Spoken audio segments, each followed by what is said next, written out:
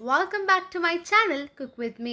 இன்றைக்கி நம்ம சேனலில் நல்ல டேஸ்டியான மட்டன் சுக்கா அப்புறம் மட்டன் குழம்பு எப்படி பண்ணுறதுன்னு தான் பார்க்க போகிறோம். அதுக்கு ஃபஸ்ட்டு நான் 1 கிலோ அளவுக்கான மட்டனை எடுத்து வச்சுருக்கேங்க. இதில் இருந்து தான் நம்ம ரெண்டாக பிரித்து கொஞ்சம் சுக்காக்கும் கொஞ்சம் அளவு குழம்புக்கும் நம்ம யூஸ் பண்ண போகிறோம்.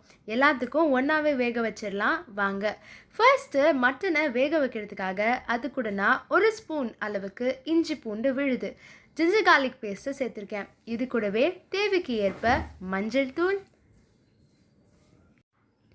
ஃபர்ஸ்ட்டு இது கூட நான் 3 தக்காளியை நான் இது கூட சேர்த்துருக்கேன். நல்ல ஒரு மீடியம் சைஸ் தக்காளியை நான் இது கூட சேர்த்துருக்கேங்க. இது கூடவே ஒரு 200 கிராம் அளவுக்கு சின்ன வெங்காயத்தை நான் எடுத்து வச்சுருக்கேன். அதிலிருந்து கொஞ்சமாக நம்ம சேர்த்துக்கலாம். இது கூடவே தேவைக்கு ஏற்ப உப்பு, கொஞ்சமான அளவு தண்ணி சேர்த்துக்கோங்க.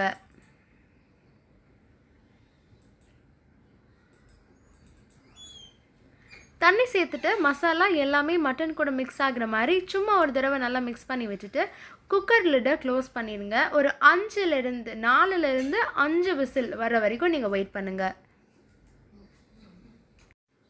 உங்களுக்கு இன்னும் மட்டன் ரொம்ப ஹார்டாக இருக்க மாதிரி நீங்கள் ஃபீல் பண்ணிங்க அப்படின்னா நீங்கள் இன்னும் ஒரு 2 விசில் சேர்த்து கூட நீங்கள் வச்சுக்கலாம், தப்பில்லை.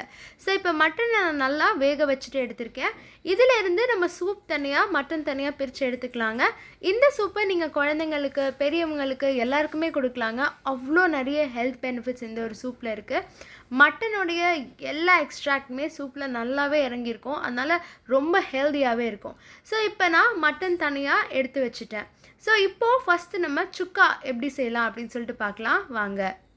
ஃபர்ஸ்ட் நம்ம சுக்கா செய்கிறதுக்காக ஒரு 3/4 கிலோ அளவுக்கான மட்டனை நான் எடுத்து வச்சுருக்கேன். ஃபர்ஸ்ட்டு ஒரு கடாய் எடுத்துக்கலாம். கடாய் சூடாகிற வரைக்கும் நம்ம வெயிட் பண்ணலாம். நல்லா சூடானதுக்கப்புறமா இது கூட எண்ணெயை நான் சேர்த்துக்கிறேன். இப்போது எண்ணெய் சூடாகிற வரைக்கும் நம்ம வெயிட் பண்ணலாம். எண்ணெய் நல்லா சூடானதுக்கப்புறமா நம்ம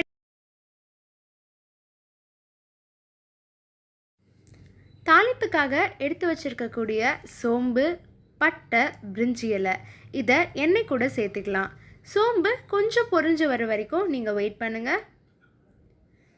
இப்போது இது கூட நான் எடுத்து வச்சுருக்கக்கூடிய 200 கிராம் அளவுக்கான சின்ன வெங்காயத்தை நான் இது கூட சேர்த்துருக்கேன்.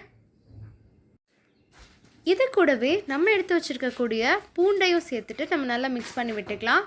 ஆனியன் நல்லா ஒரு கோல்டன் ப்ரௌன் கலரை தாண்டி வரணும். அந்த அளவுக்கு நீங்கள் அதை நல்லா மிக்ஸ் பண்ணி விட்டுட்டே இருங்க.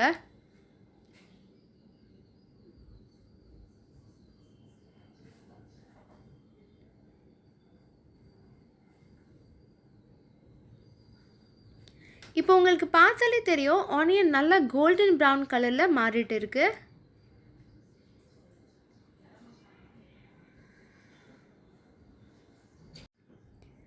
இந்த ஒரு ஸ்டேஜில் நம்ம எடுத்து வச்சுருக்கக்கூடிய இஞ்சி பூண்டு விழுது, ஜிஞ்சர் கார்லிக் பேஸ்ட்டு இது கூட சேர்த்துக்கலாம்.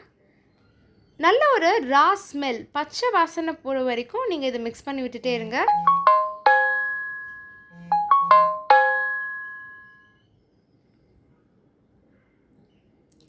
இது கூடவே நம்ம எடுத்து வச்சுருக்கக்கூடிய கரம் மசாலா அதை இது கூட சேர்த்துக்கலாம்.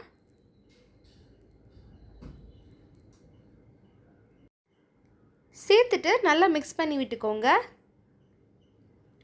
அதுக்கப்புறமா நான் ஒரே ஒரு தக்காளியை மட்டும் எடுத்துகிட்டு நல்லா மிக்ஸி ஜாரில் கிரைண்ட் பண்ணி வச்சுருக்கேன். அதையும் நம்ம இது கூட சேர்த்துக்கலாம்.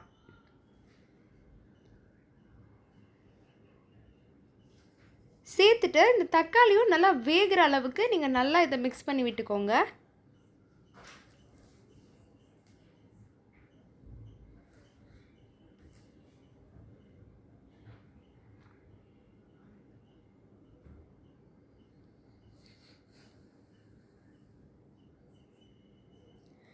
இது கூடவே நம்ம எடுத்து வச்சுருக்கக்கூடிய மட்டன் மசாலா அதையும் நம்ம இது கூட சேர்த்துக்கலாம். அதுக்கப்புறமா காரத்துக்கு ஏற்ப நார்மல் மிளகாத்தூள், நல்ல ஒரு கலர் கொடுக்கணும் அப்படிங்கிறதுக்காக காஷ்மீர் மிளகாத்தூளையும் நான் இது கூட சேர்த்து வச்சுருக்கேன். அதை நம்ம இது கூட சேர்த்துக்கலாம். சேர்த்துட்டு இதனுடைய ரா ஸ்மெல் போகிற வரைக்கும் நல்லா மிக்ஸ் பண்ணி விட்டுக்கோங்க. அதுக்கப்புறமா நம்ம இப்போது குக்கரில் வேக வச்சுட்டு எடுத்து வச்சுருக்கக்கூடிய மட்டன் அதை இது கூட சேர்த்துக்கலாம். சேர்த்துட்டு மட்டன் நல்லா மிக்ஸ் ஆகிற அளவுக்கு நல்லா மசாலா கூட நல்லா மிக்ஸ் பண்ணி விட்டுக்கோங்க. எல்லா மட்டன்லையுமே நல்லா மசாலா படுற மாதிரி மிக்ஸ் பண்ணி விட்டுக்கோங்க.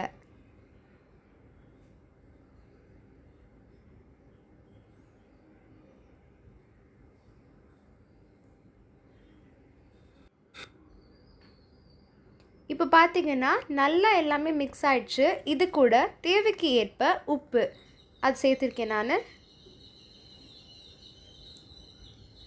இப்போது நம்ம வேக வச்சுருந்தோம் இல்லையா மட்டன் சூப், அதை நம்ம இது கூட சேர்த்துக்கலாம்.